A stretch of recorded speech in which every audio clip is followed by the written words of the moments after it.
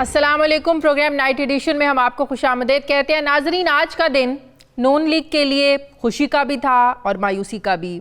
پہلے ذرا کچھ خوشی کی بات کر لیتے ہیں. خوشی اس لحاظ سے کہ نون لیگ کو ایک بار پھر سے ریلیف مل رہا ہے, لیکن نون لیگ کو ملنے والا ریلیف سے ملک میں جو جاری ایک احتسابی پروسیس ہے اس پر ایک بار پھر سے سوالات اٹھنا شروع ہو گئے ہیں. اسلام آباد ہائی کورٹ نے آج نون لیگ کے 2 سینئر رہنما شاہد خاقان عباسی اور احسن اقبال کی ضمانت منظور کر لی. احسن اقبال کی ضمانت نارووال سپورٹس سٹی اسکینڈل میں منظور کی گئی ہے, جبکہ LNG کیس میں شاہد خاقان عباسی کی ضمانت منظور کی گئی ہے. عدالت نے دونوں رہنماؤں کی ضمانت 1-1 کروڑ روپے کے ضمانتی مچلکوں کے عوض منظور کی ہے. نون لیگ کے رہنما طارق فضل چودھری یہ کہتے ہیں کہ دونوں رہنماؤں کو کل رہا کر دیا جائے گا. نیب نے دونوں ضمانتوں کو اب سپریم کورٹ میں چیلنج کرنے کا بھی فیصلہ کیا ہے, جبکہ دوران سماعت اسلام آباد ہائی کورٹ نے نیب کے تفتیش کے جو طریقہ کار ہے اس پر بھی بہت سارے سوالات اٹھائے. احسن اقبال کی درخواست ضمانت کے دوران عدالت نے استفسار کیا کہ کیا شاہد خاقان اور احسن اقبال کو ابھی تک ہم قصوروار تصور کر سکتے ہیں. نیب پروسیکیوٹر نے کہا کہ جب تک جرم ثابت نہیں ہوتا انہیں بے قصور ہی تصور کیا جاتا ہے. پھر چیف جسٹس اطہر من اللہ نے یہ استفسار کیا کہ ایسی کیا وجوہات تھیں کہ جن پر گرفتاری ہی ضروری سمجھی گئی. چیف جسٹس اطہر من اللہ نے کہا کہ نیب کسی کو غیر ضروری گرفتار کر کے تضحیق نہیں کر سکتا. بہت سے ملزمان ایسے ہیں جن کا ٹرائل چلتا ہے لیکن نیب انہیں گرفتار نہیں کرتا. انکوائری اور تفتیش میں تعاون کرنے والے کو گرفتار کرنا کیوں ضروری ہے؟ نیب اس سوالات کے جوابات دے.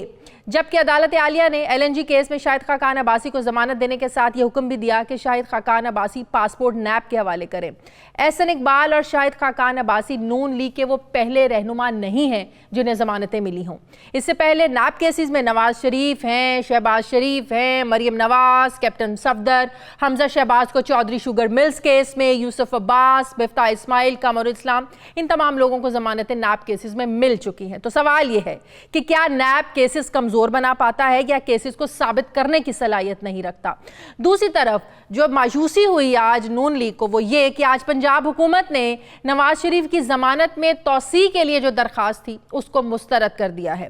وزیر اعلیٰ پنجاب عثمان بزدار کی زیر صدارت پنجاب کابینہ کے ہونے والے اجلاس میں پنجاب کابینہ کی خصوصی کمیٹی نے نواز شریف کی صحت سے متعلق رپورٹ جو تھی ان پر تجاویز پیش کی, جس کا کابینہ نے جائزہ لیا.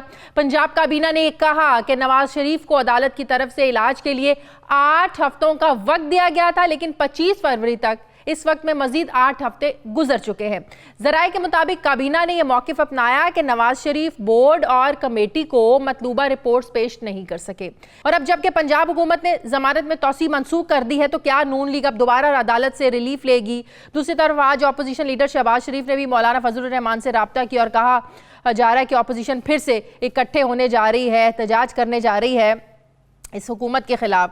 ساری جو صورتحال بنی ہوئی ہے بات کروں گی. صوبائی وزیر قانون پنجاب راجہ بشارت صاحب نے مجھے جوائن کیا. السلام علیکم, بہت بہت شکریہ راجہ بشارت صاحب آپ کا. راجہ صاحب, جو آج درخواست آپ لوگوں نے نواز شریف کی ضمانت میں توسیع کا جو معاملہ تھا اس کو آپ لوگوں نے رد کیا, جب وہ علاج کی غرض سے باہر گئے ہیں, مزید توسیع چاہتے ہیں, کیوں آپ لوگ نے ان کو اجازت دے رہے ہیں, کیوں توسیع نہیں دینا چاہ رہے آپ لوگ؟ دیکھیں جی, آپ کو یاد ہوگا کہ جو عدالت نے انہیں ریلیف دیا تھا وہ 8 ہفتے کے لیے ریلیف تھا, اور عدالت کے فیصلے میں یہ بات تحریر کر دی گئی تھی کہ 8 ہفتے کے بعد گورنمنٹ آف پنجاب کو یہ اختیار ہے کہ وہ اس پر غور کر کے کوئی حتمی فیصلہ لے سکتی ہے. کوئی بھی فیصلہ لینے سے پہلے ہم نے باقاعدہ طور پر نواز شریف صاحب اور ان کے جو ذاتی معالج ہیں اور بلکہ ان کی جماعت سے بھی رابطہ کیا, اور ان سے ان کے علاج کے سلسلے میں اس وقت جو لندن میں ہو رہا ہے ہم نے تفصیلات جو ہیں وہ لیں. ابتدائی طور پر ہمیں کچھ تفصیلات دی گئیں, لیکن بعد میں جب حتمی طور پر ہمارے بورڈ نے کیٹیگوریکلی 5-6 سوال ان سے پوچھے تو اس پر ان کی طرف سے نفی میں جواب آیا اور کہا یہ گیا کہ اس وقت تک ہم نے جو آپ کو رپورٹس دی ہیں آپ انہی کو کنکلوسیو سمجھیں اور انہی کو بنیاد بنا کر آپ کوئی فیصلہ کریں. تو جو رپورٹس دی گئی تھی ان میں آپ لوگ میڈیکل ٹیم تھی, ان کو نہیں لگا کہ بیماری کوئی خطرناک قسم کی بیماری ہے جس کے لیے ان کو علاج میں مزید توسیع ملنی چاہیے, وہاں رہنے کی اجازت دینی چاہیے, وہ نارمل رپورٹس تھیں جس کی بنیاد پر آپ لوگوں نے یہ فیصلہ کیا نہیں جی مزید اجازت نہیں مل سکتی؟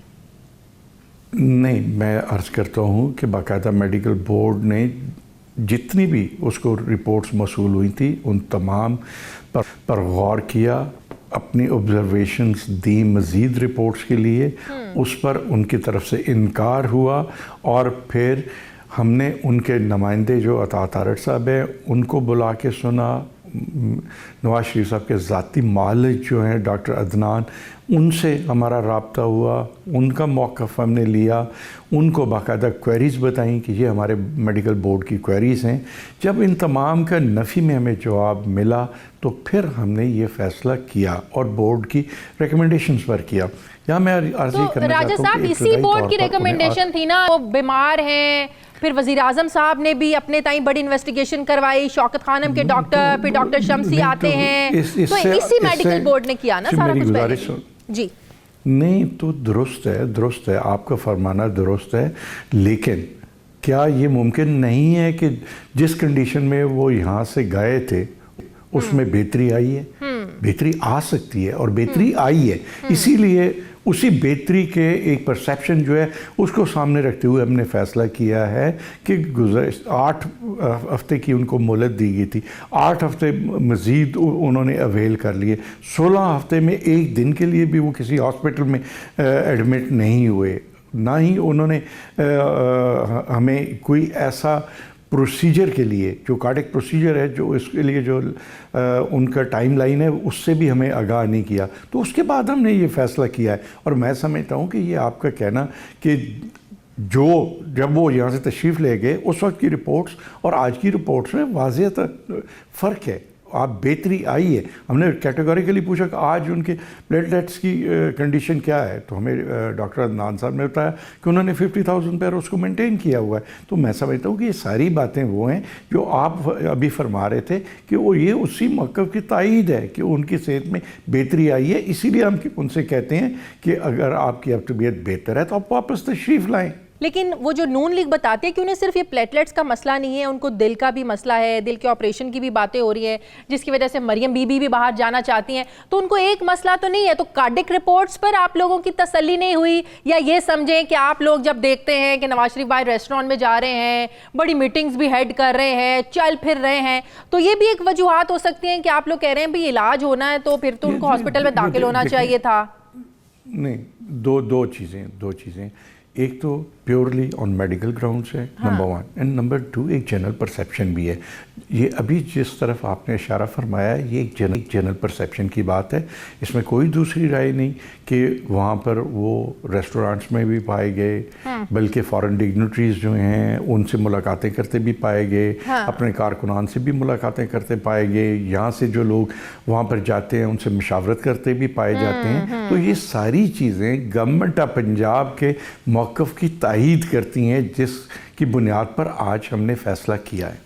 تو اب پنجومن نے، اب آپ لوگوں نے تو بالکل اس کو مسترد کر دیا نا، اب ظاہر ہے مریم نواز کی جو درخواست ہے وہ تو اسی لیے نا کہ ان کے والد بیمار ہیں، وہ ان کا آپریشن ہونا ہے، وہ اپنے والد کے پاس جانا چاہتی ہیں۔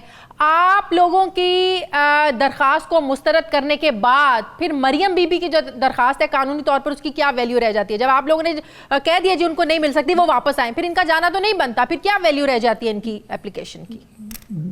جی دیکھیں، مریم نواز صاحبہ کے متعلق جو فیصلہ ہے وہ گورنمنٹ آف پنجاب نے نہیں کرنا، انہوں نے عدلیہ سے ریویو کیا ہوا ہے اور عدالت نہیں۔ جی آپ کا فرمانا درست ہے کہ جن گراؤنڈز پہ وہ اپنی بیل لینا چاہ رہی تھی آج وہ گراؤنڈز ختم ہو گئی ہیں، اس لیے کہ گورنمنٹ آف پنجاب تو یہ چاہ رہی ہے کہ میاں صاحب واپس تشریف لائیں کیونکہ ان کی طبیعت پہلے سے بہت بہتر ہے۔ لیکن ایک چیز میں یہاں پہ ضرور کہنا چاہوں گا کہ یہ جب ہیومنٹیرین گراؤنڈز پہ ہم بات کرتے ہیں کہ جی انسانی جو ہے وہ جان بہت قیمتی ہے اور ہمیں انسانیت کے تقاضے ان چیزوں کو مد نظر رکھتے ہوئے کوئی فیصلہ کرنا چاہیے، تو میں یہ عرض کرنا چاہتا ہوں کہ جب ابتدائی طور پر اسلام آباد ہائی کورٹ میں کہ یہ کیس ٹیک اپ ہوا تھا تو وہاں پر کورٹ کی طرف سے بھی یہ آبزرویشن آئی تھی کہ یہ صرف میاں نواز شریف کی بات نہیں ہے، ہماری جیلوں میں بے شمار ایسے لوگ ہیں جنہیں علاج کی ضرورت ہے، اور ہم نے عدالت کا جو اپنا فیصلہ تھا کہ 8 ہفتے کے اندر یہ واپس آئیں گے اور اگر واپس نہیں آئے تو پنجاب گورنمنٹ فیصلہ کرنے کی مجاز ہوگی، تو وہی رائٹ ہم نے استعمال کیا ہے، اور عدالت سے ہی انشاءاللہ تعالی ہم نے ان کی واپسی کے لیے اقدامات کی بھی ریکویسٹ کرنی ہے۔ تو اشتہاری ویسے کس بیس پہ آپ لوگ جو ہے نا وہ اشتہاری ان کو مجرم بنانا ہے؟ کیوں؟ یہ نہیں ہم بنانا نہیں چاہتے، وہ اگر بننا چاہیں گے تو بنیں گے، ہم اشتہاری نہیں بنانا چاہتے۔ اگر گورنمنٹ آف پنجاب کے فیصلے کے بعد کورٹ یہ فیصلہ کرتی ہے کہ وہ واپس آ جائیں تو کوئی اشتہاری قرار نہیں دیا جائے گا، لیکن اگر وہ واپس نہیں آتے تو پھر جو ان کے ضمانتی مچلکے ہیں وہ ختم ہوں گے، جو ضمانت دی گئی ہے وہ ضبط ہوگی، اور اس کے بعد اشتہاری قرار دینے کے لیے عدالت ہی اقدامات کرتی ہے، تو وہ سارے پروسیس کے لیے ہم عدالت سے ضرور رجوع کریں گے۔ ٹھیک ہے، بہت بہت شکریہ وزیر قانون پنجاب راجہ بشارت صاحب میرے ساتھ تھے۔ ناظرین مجھے پروگرام میں ایک بریک لینی ہے، واپس آتے ہیں ایک وقفے کے بعد۔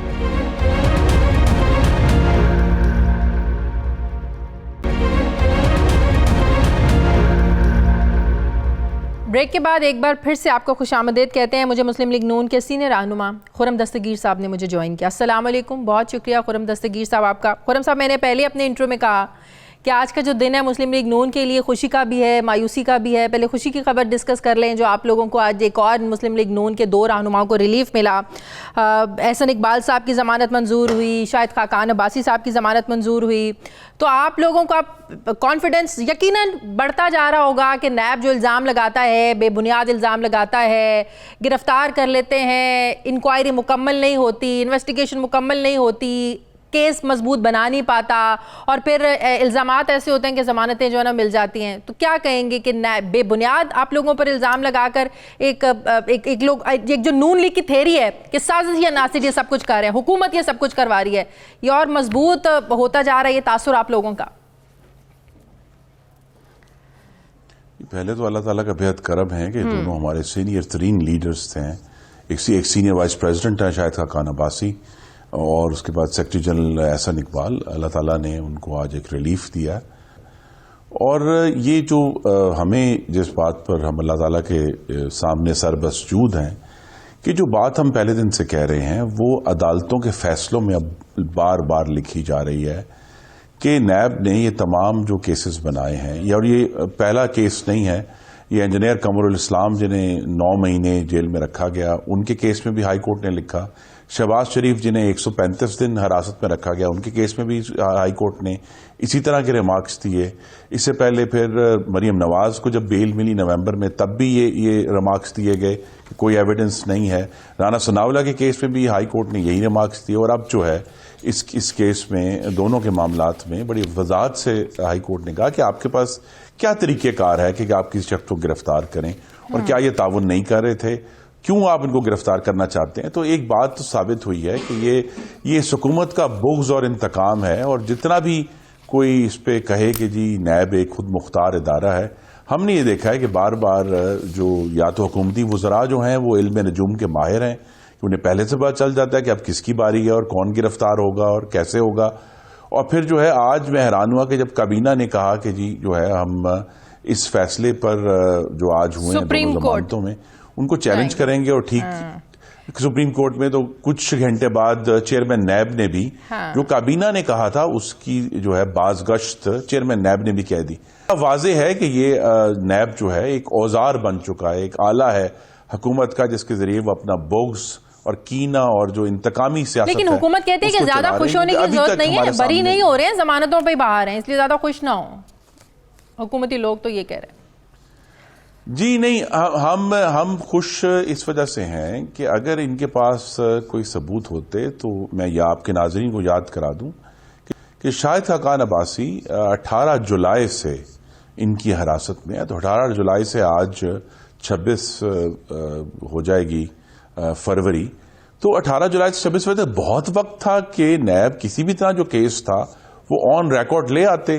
لیکن ہم نے یہ بھی تو دیکھا ہے نا جی کہ ایک پیٹرن ہے کہ جو خصوصی عدالتیں ہیں جہاں ججز جو ہیں وہ لا منسٹری جن کا تعین کرتی ہے، وہاں تو نیب کو یا اینٹی نارکوٹکس فورس کو ایک لامحدود ریمانڈ ملتا ہے، لیکن جب وہی کیس جو ہیں وہ آئینی عدالتوں میں جا رہے ہیں، لاہور ہائی کورٹ میں جا رہے ہیں، اسلام آباد ہائی کورٹ میں جا رہے ہیں، تو وہاں ان کا تمام جو پول ہے وہ کھل جاتا ہے، اور وہ جو ان کی ہالونیس ہے کیس کی وہ کھل جاتی ہے، اور کورٹ کو کہنے پہ مجبور ہو جاتا ہے کہ جی یہ کیس جو ہیں ان میں آپ نے بغیر شواہد کے لوگوں کو آپ کیوں گرفتار کر رہے ہیں، ان کی لبرٹیز کو آپ کیوں ڈسٹرب کر رہے ہیں. تو یہ معاملہ جو ہے اب بڑا واضح ہو گیا، اور ہمیں یہ امید ہے انشاءاللہ کہ آنے والے دنوں میں جتنا مرضی حکومت اپنا بغض اور کینہ لے لے تو حمزہ شہباز کی بیل بھی ہوگی، اور انشاءاللہ خواجہ سعد رفیق اور سلمان رفیق کی بیل بھی. صحیح.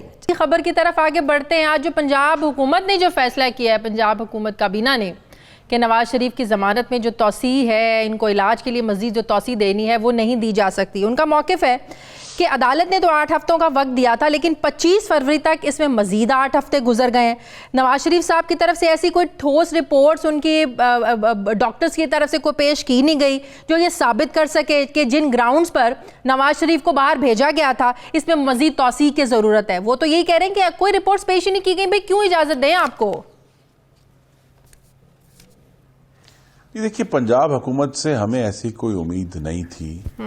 بالآخر چونکہ پی ٹی آئی کی گورنمنٹ ہے، اس نے فیصلے بغض اور کینے کی بنیاد پر ہی کرنے ہیں. ہم پابند ہیں ان عدالتوں کے جنہوں نے میاں نواز شریف کو، 2 عدالتیں، اسلام آباد high court, Lahore high court, جنہوں نے میاں نواز شریف کو ریلیف دیا اور ان کو باہر جانے کی اجازت بھی عدالت نے دی تھی حکومت کی رکاوٹوں کے باوجود.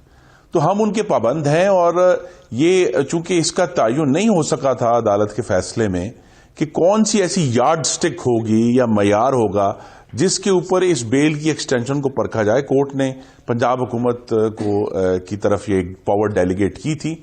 تو اب پنجاب حکومت کی مرضی ہے، وہ ہر دفعہ گول پوسٹ موو کر دیتے ہیں. حالانکہ وہ کہتے ہیں ہماری مرضی نہیں ہے، ڈاکٹرز رپورٹ ہمیں یہ لگے کہ ان کی طبیعت بالکل ویسی ہے جن گراؤنڈز پر وہ یہاں سے گئے تھے، اور ہمارے ڈاکٹرز یہ سمجھے. ظاہر ہے جو یہاں کا پنجاب کا میڈیکل بورڈ جو تشکیل دیا گیا تھا، انہوں نے رپورٹس جو ہے نا وہ دیکھی بنائی جن کی بنیاد پر عدالت نے بھی اجازت دی. ایون کہ وزیر اعظم صاحب نے اپنے وزراء کو کہا کہ نہیں بیمار ہیں تو کوئی بیان بازی نہ کی جائے. نہیں دیکھیں نا جی، دیکھیں شکوک و شبہات تو یہاں سے پیدا ہوئے نا جب وزیر اعظم جس دن میاں نواز شریف تشریف لے گئے، وزیر اعظم نے شاید جو ہے وہ ایسا کوئی ٹیکہ لگوایا ہوا تھا کہ انہیں میاں نواز شریف سیڑھیاں چڑھتے ہوئے نظر آئے. حالانکہ میاں نواز شریف کو لفٹ کے ذریعے جو ہے وہ جہاز میں انٹر کرایا گیا تھا. انہوں نے کہا جی وہ سیڑھیاں چڑھ رہے تھے، اور خود وزیر اعظم ان کے وزراء خواتین و حضرات جو ہیں وہ ان پچھلے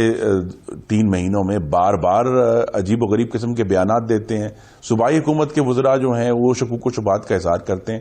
دیکھیے، میں اور آپ اور وزراء جو ہیں وہ کوالیفائڈ نہیں ہیں نہ ہی جج کرنے کے کہ وہ کیا جو رپورٹیں آئی ہیں وہ کیا سفیشنٹ ہیں اس مقصد کے لیے کہ میاں نواز شریف کی جو بیل ہے اس کو ایکسٹینڈ کیا جائے.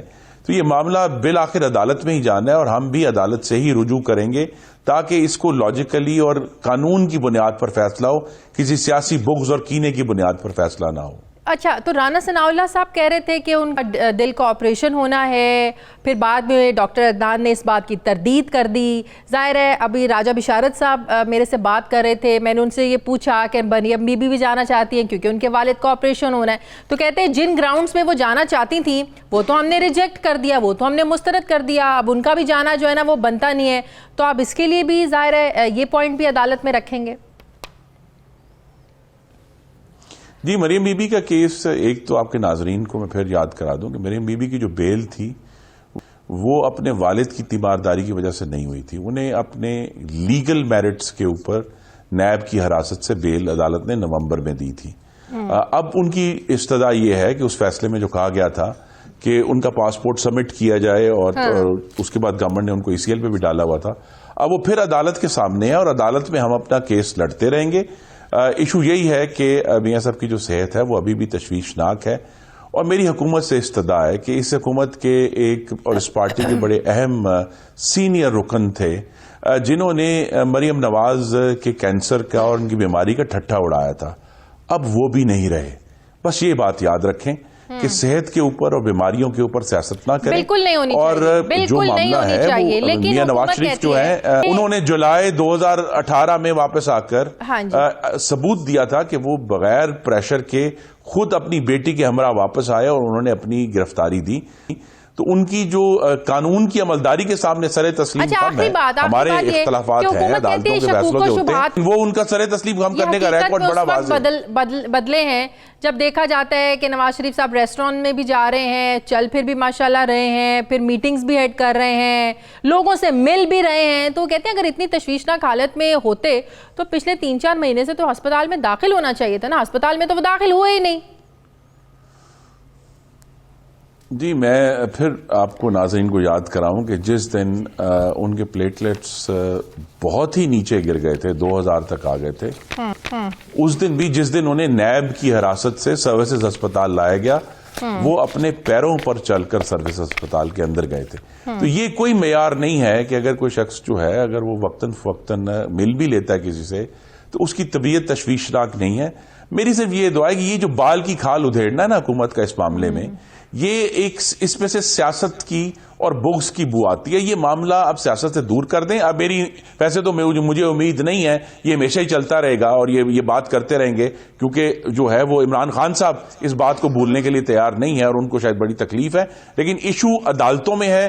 یہ سارے معاملات مریم نواز کے بھی اور میاں نواز شریف کے بھی عدالتوں سے ہم رجوع کریں گے اور ہمیں یہ امید ہے کہ ہمیں وہاں سے انصاف ملے گا, ریلیف ملے گا. بہت بہت شکریہ دستگیر صاحب میرے ساتھ ہے, بہت شکریہ آپ کا.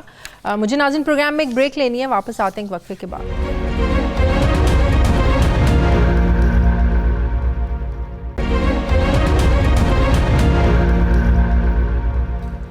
ناظرین, پاکستان کو تنہا کرنے کے بھارتی خواب اور دعوے بھارت کی سرزمین پر ہی اس وقت ٹوٹے جب آج پھر سے امریکی صدر ڈونلڈ ٹرمپ نے پاکستانی موقف کی تائید کی اور مسئلہ کشمیر پر ثالثی کی پیشکش کی.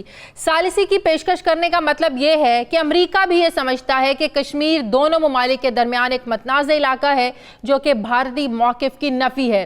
امریکی صدر ٹرمپ کا یہ کہنا تھا کہ امریکہ کے پاکستان کے ساتھ اچھے تعلقات استوار ہیں, وزیر اعظم عمران خان میرے دوست ہیں, اس لیے اگر مسئلہ کشمیر کے حل کے لیے میں کچھ کر سکتا ہوں تو ثالثی کا کردار ادا کرنے کے لیے تیار ہوں. یہ پہلی مرتبہ نہیں ہے جب امریکی صدر نے مسئلہ کشمیر کے لیے ثالثی کی پیشکش کی ہو. اس سے پہلے آپ کو بھی یاد ہوگا کہ وزیر اعظم عمران خان کے ساتھ پریس کانفرنس میں بھی وہ اس خواہش کا اظہار کر چکے ہیں. ایک مرتبہ اب بھارتی وزیر اعظم کے سامنے بھی یہ پیشکش رکھ چکے ہیں. تاہم ہٹ دھرمی پر قائم مودی سرکار نے کبھی بھی اس پیشکش کا مثبت جواب نہیں دیا. لیکن بھارتی سرزمین پر کھڑے ہو کر کسی بھی لیڈر نے اس طرح سے کشمیر سے متعلق بات نہیں کی جس طریقے سے آج امریکی صدر نے کی ہے. اور یہ اس بات کی دلیل ہے کہ خارجی محاذ پر پاکستان بہترین پرفارم کر رہا ہے. اس کے ساتھ ساتھ صدر ٹرمپ نے بھارت میں مذہبی آزادی سے متعلق بھی مودی سے بات چیت کی ہے. امریکی صدر ڈونلڈ ٹرمپ نے پریس کانفرنس کے دوران متنازع شہریت ترمیمی قانون پر جو بل ہے اس پر تبصرہ کرنے سے انکار کر دیا, لیکن ساتھ میں یہ بھی کہا کہ میں نے ذاتی طور پر مودی کے ساتھ مذہبی آزادی کا جو معاملہ ہے اس کو اٹھایا ہے. بین الاقوامی خبر رسائی ادارے تو یہ بھی رپورٹ کر رہے ہیں کہ امریکی صدر کے دورے بھارت کو غیر معمولی اہمیت دی گئی, لیکن تجارتی معاہدے کے تناظر میں دونوں بھارت اور امریکہ کے مابین قابل ذکر کوئی معاہدہ نہیں ہوا. ہاں یہ ضرور ہوا ہے کہ ٹرمپ اپنے پہلے دورے کے دوران بھارت کو $3 ارب کے فوجی اور جنگی آلات فروخت کرنے کا معاہدہ کرنے میں کامیاب ضرور ہو گئے ہیں, جبکہ اس دورے کے دوران بھارتی دارالحکومت نئی دلی میں متنازع شہریت بل پر مظاہرے بھی پھوٹ پڑے جس سے 7 افراد جان کی بازی ہار گئے. اگر مجموعی طور پر دیکھا جائے تو امریکی صدر کا یہ دورہ کسی بھی طور پر بھارت کے حق میں نہیں گیا اور بھارتی سرزمین پر کھڑے ہو کر پاکستانی موقف کی حمایت پاکستان کی یقیناً ایک بڑی سفارتی کامیابی ہے. میں اس پر بات کروں گی. مجھے جوائن کیا ہے سابق سفیر شاہد امین صاحب نے. السلام علیکم, بہت بہت شکریہ شاہد امین صاحب آپ کا. شاہد امین صاحب, صدر ٹرمپ نے جب پہلی ثالثی کی پیشکش کی اس کا نتیجہ ہم سب کے سامنے آیا, کس طریقے سے 5 اگست کے اقدامات کیے گئے, پھر کشمیر کا علاقے کی جو ایک حیثیت تھی, قانونی آئینی حیثیت, اس کو ختم کیا گیا. اس کے بعد سے آج تک کشمیر کی جو حالت ہے وہ کسی سے ڈھکی چھپی نہیں ہے. ایک مرتبہ پھر ثالثی کی پیشکش کو آپ کیسے دیکھتے ہیں جو آج ایک بار پھر سے پریزیڈنٹ ٹرمپ نے کی ہے؟ جی میرے خیال میں یہ پاکستان کے موقف کی پذیرائی ہے. جیسے آپ نے ذکر کیا کہ انڈیا کا نیریٹو تو یہ ہے کہ کشمیر ان کا ٹوٹ انگ ہے, ایک اندرونی مسئلہ ہے, کسی غیر ملکی سربراہ کو یا کسی ملک کو اس بارے میں کوئی مداخلت نہیں کرنی چاہیے. یہ بین الاقوامی ضابطے کے خلاف ہوگی کہ اندرونی معاملات میں مداخلت کی جائے. تو اس کے برعکس آپ نے دیکھا کہ پریزیڈنٹ ٹرمپ نے دلی میں with the full Indian media, international media watching, بالکل علل اعلان یہ کہا کہ کشمیر کے مسئلے کے سلسلے میں وہ ثالثی سے یا میڈیشن کے لیے تیار ہیں.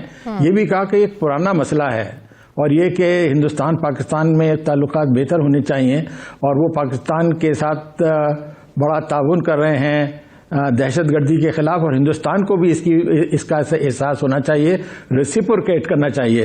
ہندوستان کا کیا کہنا تھا کہ پاکستان تو دہشت گردی کا منبع ہے, پاکستان کو بالکل دنیا میں آئسولیٹ کیا جائے. یہاں صدر کہہ رہے ہیں کہ میرے پاکستان کے ساتھ بہت اچھے تعلقات ہیں اور عمران خان میرے دوست ہیں, تو گویا کہ انڈین نیریٹو تو بالکل ٹوٹلی ریجیکٹ ہو گیا ہے. باقی جہاں تک یہ میڈیشن ثالثی کی بات ہے, ہندوستان کی بالکل اس بارے میں انفلیکسیبل پوزیشن ہے, وہ بدلنے والے نہیں ہیں. یہ توقع کرنا کہ اب کشمیر کا مسئلہ حل ہو جائے گا وہ تو میرے خیال میں خوش فہمی ہوگی, لیکن اصل چیز یہ ہے کہ پچھلے کچھ مہینے سے ہم نے دیکھا ہے کہ انٹرنیشنل پریشر انڈیا پہ بڑھتا جا رہا ہے. جتنا اس وقت ہندوستان کے اوپر اعتراضات انٹرنیشنلی ہو رہے ہیں, جس میں ورلڈ میڈیا کے ٹاپ اخبارات شامل ہیں, ہیومن رائٹس ادارے شامل ہیں, مختلف ملکوں کی پارلیمنٹس دیگر اہم حلقے شامل ہیں, انہوں نے جتنا ہندوستان کو اس سلسلے میں اس کی نکتہ چینی کی ہے پہلے کبھی نہیں ہوئی ہے. اور یہ چیزیں انٹرنیشنل ریلیشن میں میٹر کرتی ہیں. لوگ کہتے ہیں کہ پھر بھی کشمیر کا مسئلہ نہیں حل ہوا, ہم نے مانا نہیں حل ہوا, لیکن کم از کم اس کی طرف ایک واضح قدم تو اٹھایا جا رہا ہے. اور پھر ہندوستان اس وقت اپنے اندرونی مشکلات میں گھرا ہوا ہے. تو یہ ساری چیزیں جو ہیں میں سمجھتا ہوں کہ مودی گورنمنٹ کو ایک لحاظ سے آن دا بیک فٹ لے آئی ہیں. اچھا شاہد امین صاحب, آپ کہہ رہے ہیں کہ اچھے ریمارکس دیے پریزیڈنٹ ٹرمپ نے پاکستان کے حوالے سے, پھر یہ بھی بات کی کہ عمران خان سے ان کے بڑے اچھے تعلقات ہیں, ان کے دوست ہیں. اس کے علاوہ انہوں نے انڈیا کی بظاہر سرزمین پر جو تعریف کی وہ تو سمجھ میں آتی ہے کہ ان کے اسٹریٹجک مفادات ہیں, ان کے معاشی مفادات ہیں, لیکن پاکستان کے بارے میں اچھے خیالات, اچھے ریمارکس, کیا اس سب کو افغانستان کے کانٹیکس میں دیکھا جا سکتا ہے کہ ظاہر ہے جو امریکہ ہے افغانستان سے نکلنا چاہتا ہے, پاکستان کی ضرورت ہے, تو آپ اس کو اس کانٹیکس میں دیکھ سکتے ہیں کہ انتخابات ہونے والے ہیں, پریزیڈنٹ ٹرمپ نے عوام سے کیا ہوا وعدہ پورا کرنا ہے, پاکستان کی انہیں ظاہر ہے ضرورت ہے اور وہ نہیں چاہتے کہ انڈیا میں کھڑے ہو کر کوئی ایسے ریمارکس پاکستان کے بارے میں دے دیے جائیں کہ پاکستان ناراض ہو جائے اور ان کے لیے مشکلات کا باعث بنے افغانستان میں. تو اس کانٹیکس میں دیکھا جا سکتا ہے کہ پاکستان کی تعریف کو. جی آپ کی بات صحیح ہے, وہ ایک بڑا فیکٹر ہے. جب ٹرمپ نے 2 سال پہلے پاکستان پہ بڑے ایک قسم کے نازیبا الفاظ استعمال کیے تھے, اس کے بعد سے آپ نے دیکھا کہ ان کے رویے میں مستقل ایک بہتری آتی رہی ہے. اور اس میں ایک بنیادی چیز یہ ہے کہ امریکہ کو اس بات کا احساس ہے کہ افغانستان کے مسئلے میں اور طالبان کے ساتھ کوئی تعاون کرنے میں پاکستان کا ایک رول بنتا ہے. اور کیونکہ ٹرمپ کی ایک پرانا ان کا وعدہ تھا کہ افغانستان سے اپنی فوجوں کو نکالا جائے گا, اور ایک دیکھا جائے کہ ان کا بالکل صحیح موقف ہے. 18 سال 19 سال گزر گئے ہیں, لانگسٹ وار ان امریکن ہسٹری, بے تحاشا اس میں جانی اور مالی نقصان ہوا ہے, حاصل کچھ نہیں ہوا ہے. اٹ از اے لوزنگ وار.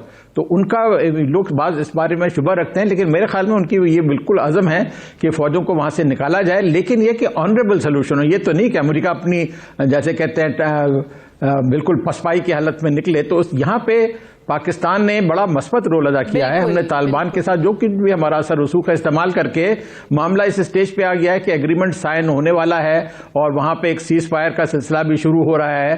تو یہ ساری چیزیں اس کی طرف اشارہ کرتی ہیں کہ جو ان کی کوشش ہے کہ افغانستان کے اس میں کوئی باعزت حل نکالا جائے, اس میں پیش رفت ہو رہی ہے. پاکستان کا اس میں رول ہے اور وہ اس کے قدردان ہیں. لیکن ساتھ میں پاکستان نے دہشت گردی کے خلاف جو واضح اقدام اٹھائے ہیں وہ بھی میں سمجھتا ہوں اس کی بڑی حیثیت ہے. اور پھر عمران خان نے ان کے ساتھ ایک اچھی پرسنل ایکویشن بھی کی. یہ ساری چیزیں میٹر کرتی ہیں. صحیح, بہت بہت شکریہ سابق سفیر امین صاحب میرے ساتھ تھے. ناظرین مجھے پروگرام میں ایک بریک لینی ہے, واپس آتے ہیں ایک وقفے کے بعد.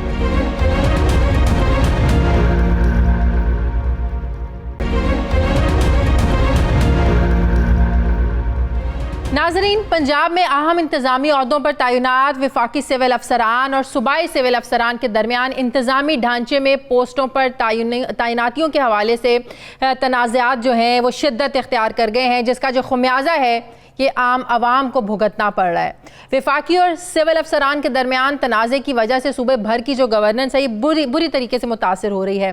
عوام کے جو مسئلے ہیں وہ حل ہو نہیں رہے ہیں، جبکہ حکومتی احکامات پر بھی عمل درآمد جو ہے ظاہر ہے کمزور ہوتا جا رہا ہے۔ ذرائع سے ملنے والی اطلاعات کے مطابق پاکستان ایڈمنسٹریٹو سروس کے وفاقی افسران اس وقت پنجاب کے تمام اہم عہدوں پر تعینات ہیں، جن کو پروونشل مینجمنٹ سروس کے صوبائی افسران آئین کی 18ویں ترمیم کے منافی تصور کرتے ہیں، اور ان وفاقی افسران کا صوبہ بدری کا جو مطالبہ ہے اب یہ زور پکڑتا جا رہا ہے۔ دوسری طرف وفاقی سول سروس کے جو آفیسرز ہیں ان کا یہ موقف ہے کہ ان کی صوبے میں تعیناتی CSP رولز 1954 اور civil service of Pakistan rules 2014 کے تحت ہے۔ اس ساری چپکلش کی وجہ سے صوبے میں جو گورننس کا نظام ہے یہ برے طریقے سے جو ہے یہ متاثر ہو رہا ہے۔ مہنگائی، رشوت، بد انتظامی اور بدنیتی کو ختم کرنے کی جو صلاحیت ہے یہ ختم ہوتی جا رہی ہے، اور تبدیلی کے لیے کیے گئے جو تمام اقدامات تھے یہ بھی جو ہے نا وہ بے ثمر نظر آ رہے ہیں۔ جبکہ ضمن میں پنجاب کی صوبائی سول سروس نے وزیر اعظم پاکستان عمران خان اور وزیر اعلیٰ پنجاب سردار عثمان بزدار کو سول سروس ریفارمز کے تحت اس دیرینہ مسئلے کے حل کے لیے خطوط بھی لکھے ہیں، اور حل نہ ہونے کی صورت میں احتجاج کا پلان بھی بنایا ہوا ہے۔ جبکہ ڈاکٹر عشرت حسین کی سربراہی میں متعارف کروائی گئی سول سروس ریفارمز پر سنگین اعتراضات بھی اٹھا دیے ہیں، اور یہ موقف اپنایا ہے کہ اس تنازع کو حل کیے بغیر یہ ریفارمز بے سود ثابت ہوں گی۔ پنجاب حکومت اس تنازع کو ختم کرنے کے لیے، نپٹانے کے لیے کیا اقدامات کر رہی ہے میں بات کروں گی۔ میرے ساتھ نمائندہ خصوصی انور حسین سمرہ ہیں، اور ساتھ ہی مجھے جوائن کیا ہے پروونشل مینجمنٹ سروس پنجاب کے صدر طارق محمود آوان صاحب نے۔ آپ دونوں مہمانوں کا بہت شکریہ، السلام علیکم۔ انور، میں آپ سے شروع کرتی ہوں۔ سب سے پہلے تو یہ ذرا تنازع سمجھا دیں کہ یہ جو اب صوبائی سول افسران نے یہ معاملہ اٹھایا ہے، کیا جب سے عمران خان کی حکومت آئی ہے تقریباً 17-18 مہینے ہو گئے ہیں، یہ تب سے یہ معاملہ انہوں نے اٹھایا یا ایک دم یہ مسئلہ جو شدت اختیار کی ہے اس نے؟ جی دیکھیں شازیہ، بات یہ ہے کہ یہ شروع دن سے ہی صوبائی سول افسران جو ہیں ان کے درمیان اور وفاقی سول افسران جو ہیں ان کے درمیان ایک پاور شیئرنگ یا پوسٹنگ کے حوالے سے ایک مسئلہ جو ہے وہ چلا آ رہا ہے۔ 2011 میں اس پہ احتجاج بھی ہوا تھا، پھر صوبائی سول افسران پر FIRs بھی ہوئی تھی اور ان کو جیل بھی بھجوایا گیا تھا۔ اب صورتحال یہ ہے کہ وفاق ہو یا صوبہ ہو، وہ قانون سازی کرتا ہے، رولز بناتا ہے، فیصلے کرتا ہے، اور ان فیصلوں کو جو امپلیمنٹ کرنا ہوتا ہے وہ مشینری بیوروکریسی کے ذریعے ہوتی ہے۔ بیوروکریسی جو ہے ہمارے ملک میں دو طرح کی، ایک وفاقی بیوروکریسی ہے جن کو ہم PAS آفیسرز کہتے ہیں، ایک صوبائی بیوروکریسی ہے جو پروونشل مینجمنٹ سروس ہے۔ ان دونوں کے اشتراک سے جو ہے وہ گورننس کے ایشوز پہ جو ہے فیصلے جو ہے امپلیمنٹ کیے جاتے ہیں۔ اب صوبائی سول سروس کے افسران جو ہیں انہوں نے جب وزیر اعظم پاکستان عمران خان نے سول سروسز ریفارم کے حوالے سے ایک کمیٹی بنائی ڈاکٹر عشرت حسین کی سربراہی میں، تو اس نے اپنی جو ریفارمز دیں اور جو سفارشات دیں اس کے بعد صوبائی سول سروس آفیسرز نے اس پر خدشات کا اظہار بھی کیا، اور انہوں نے کہا کہ آئین کے جو آرٹیکل مختلف ہیں جب سے 18ویں ترامیم ہوئی ہے تو اس میں جو وفاقی لیجسلیٹو لسٹ علیحدہ ہو چکی ہے، صوبائی لیجسلیٹو لسٹ علیحدہ ہو چکی ہے، وفاقی معاملات کو وفاقی افسران۔ تو جب یہ ریفارمز کی جا رہی تھیں تو اس وقت یہ خیال نہیں رکھا گیا ڈاکٹر عشرت حسین صاحب کی طرف سے جو اعتراض انہوں نے اٹھائے ہیں ان قانونی پہلوؤں کا تو خیال رکھا جانا چاہیے تھا؟ یہ دیکھیں المیہ یہ ہے کہ ڈاکٹر عشرت حسین کی جو کمیٹی بنی تھی، پہلی بات تو یہ ہے کہ اس کمیٹی میں صوبائی سول آفیسرز کا کوئی بھی نمائندہ شامل نہیں تھا۔ اچھا۔ نہ پنجاب سے تھا، نہ سندھ سے تھا، نہ KPK سے تھا، نہ بلوچستان سے تھا۔ انہوں نے وہاں ان میں جتنے بھی آفیسرز تھے یا ریٹائرڈ لوگ تھے وہ بیوروکریٹ تمام DMG آفیسر تھے۔ انہوں نے جو سفارشات بنائیں انہوں نے DMG آفیسرز کو یا PAS آفیسر کو سامنے رکھ کر بنائیں، اور اس میں زور یہ دیا گیا ہے کہ PES جو ہے جو ان کے پرفارمنس ایویلیویشن رپورٹس ہیں ان کو بیس بنا کر آفیسر کی ترقی کو جو ہے ان کو دی جائے گی۔ جبکہ اس کے برعکس ماضی میں بھی یہ ہوتا رہا ہے کہ آفیسرز کی جو ترقی ہوتی تھی ACR پر بیس کرتی تھی، لیکن اب اس میں کوئی نئی چیز نہیں ہے، وہی پرانی چیزیں ہیں ان کو انہوں نے تھوڑا سا نمود و نمائش کر کے پیش کر دیا ہے۔ جبکہ صوبائی افسران کا موقف یہ ہے کہ جب تک ہمارے موقف کو نہیں سنا جاتا، جب تک ہمارے معاملات کو نہیں دیکھا جاتا، اس وقت تک ان سول سروسز جو کروائی جا رہی ہیں، جو ریفارمز انٹروڈیوس کی جا رہی ہیں، ان سے کوئی بھی ثمرات فائدہ حاصل نہیں ہو سکتا۔ ٹھیک ہے، بالکل ٹھیک ہے. اچھا طارق صاحب آپ یہ بتائیے گا جو آپ لوگوں کے بڑے اعتراضات ہیں وہ یہ ہیں کہ وفاق سے آ کر جو افسران ہیں یہاں بڑے بڑے عہدے انہوں نے سنبھالے ہوئے ہیں, ذرا کچھ بتا سکتے ہیں, گنوا سکتے ہیں کہ کون کون سے بڑے عہدے جن کے حقدار صوبائی سول افسران تھے وفاق سے آ کے لوگوں نے عہدے سنبھالے ہوئے ہیں, کون سے بڑے عہدے ہیں وہ؟ اچھا, انور سمرا صاحب نے بڑے اچھے طریقے سے جو کانسٹیٹیوشن ہے اس کو ایکسپلین کیا ہے.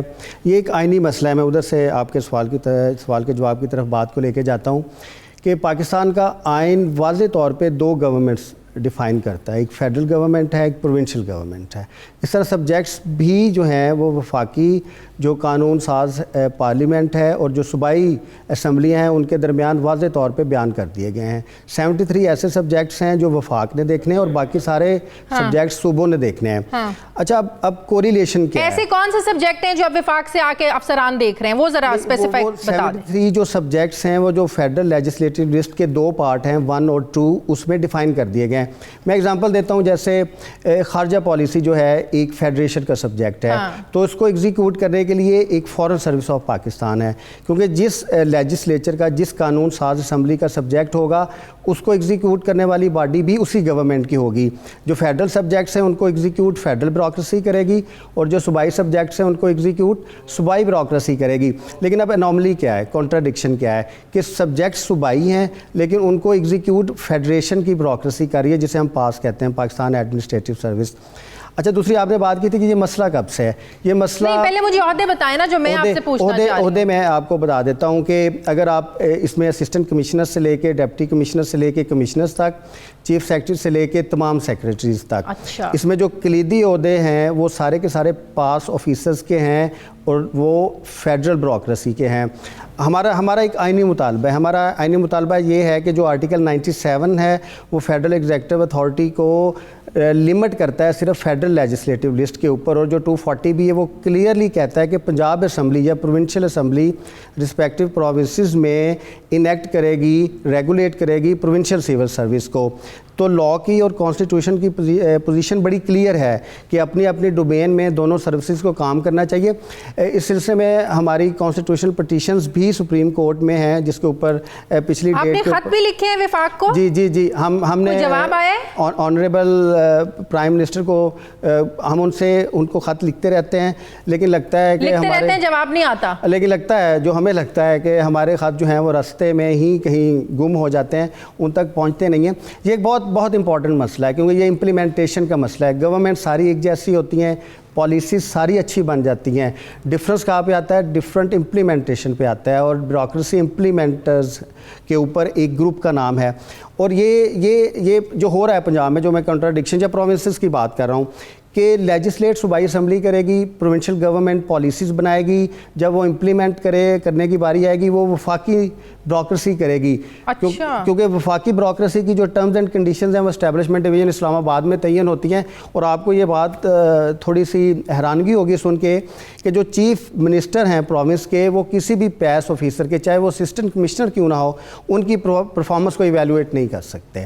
مینز کہ پنجاب کی جو بیوروکریسی ہے اس وقت, جو ٹاپ کی بیوروکریسی ہے, جو پاس آفیسرز ہیں, ان کی اکاؤنٹیبلٹی نہ چیف منسٹر صاحب کر سکتے ہیں, نہ کیبنٹ کر سکتی ہے, اور نہ ہی پنجاب اسمبلی کر سکتی ہے. اچھا, وہ ڈائریکٹ ڈیلنگ ہوتی ہے فیڈرل سے. تو اس سلسلے میں اکثر کہتا ہوں چیف منسٹر جو ہیں وہ با اختیار تو نہ ہوئے نا, پھر پالیسی بنانے کی حد تک بااختیار ہیں, اس کو امپلیمنٹ کروانے کی حد تک تو نہیں ہے نا. آرڈر تو نہیں دے سکتے نا, آرڈر تو نے سارا اسلام آباد سے ملنا ہے, وفاق سے ملنا ہے. نہیں, میں اس کو اس طریقے سے کہتا ہوں, آرڈرز بھی گورنمنٹ دیتی ہیں, لیکن جب آرڈرز کے بعد پرفارمنس ایویلویشن کی بات آتی ہے کہ پرفارمنس اگر اچھی آفیسرز کی نہیں ہے تو ان کی جو سزا اور جزا کا تصور ہے وہ اس ایگزسٹنگ سسٹم آف گورننس میں نہیں پایا جاتا.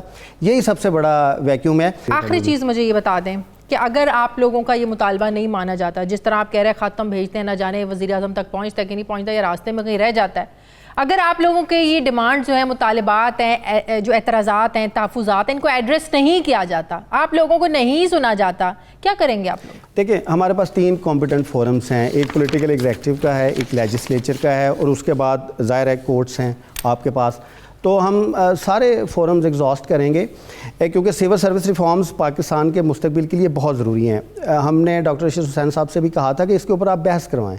جب زیادہ بحث ہوگی, لوگ پارٹیسپیٹ کریں گے تو اچھے طریقے سے بات آئیں گے. لیکن پاکستان میں ایشو ہمیشہ یہ رہا ہے کہ کلوزڈ آفیسز میں ہمیشہ چیزیں ہو جاتی ہیں اور وہ تھوپ دی جاتی ہیں آپ کے اوپر, ان پٹ نہیں لی کام بند کر جاتی. دیں گے بالکل ہر چیز پر؟ نہیں ایسے سول سرونٹس پہلے ہی لوگ بہت سارے مسائل کا شکار ہیں. ہم ان کے مسائل میں اضافہ تو نہیں کریں گے, لیکن جو اس کے لیگل فورمز ہیں, جیسے پولیٹیکل ایگزیکٹو سے ہم نے یہ معاملہ ٹیک اپ کیا, ہم کورٹس میں بھی جائیں گے اور اس کی جو لیگل لافل اور کانسٹیٹیوشنل پوزیشن ہے اس کو ڈٹرمن ضرور کروائیں. صحیح. انور, آپ سے آخری سوال, پنجاب حکومت اس مسئلے کو کتنا سیریس لے رہی ہے؟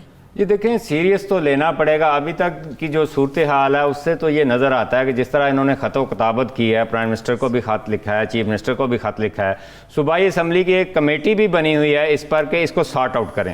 دیکھو وفاقی بیوروکریٹ ہو یا صوبائی بیوروکریٹ ہو, جب تک یہ ایک پیج پر نہیں ہوں گے حکومت کی عملداری جو ہے وہ متاثر ہوگی. جب عملداری متاثر ہوگی تو عوام کے مسائل میں اضافہ ہوگا. بہت بہت شکریہ, بہت شکریہ. انور سمرا میرے ساتھ تھے, طارق محمود اعوان صدر پی ایم ایس پنجاب, بہت شکریہ دونوں کا. ناظرین, یہ تھا ہمارا آج کا پروگرام کے لیے ہمیں فیڈ بیک ضرور دیجیے گا. میری آپ سے ملاقات ہوگی کل. اپنا خیال رکھیے گا. مجھے اجازت دیجیے. اللہ حافظ.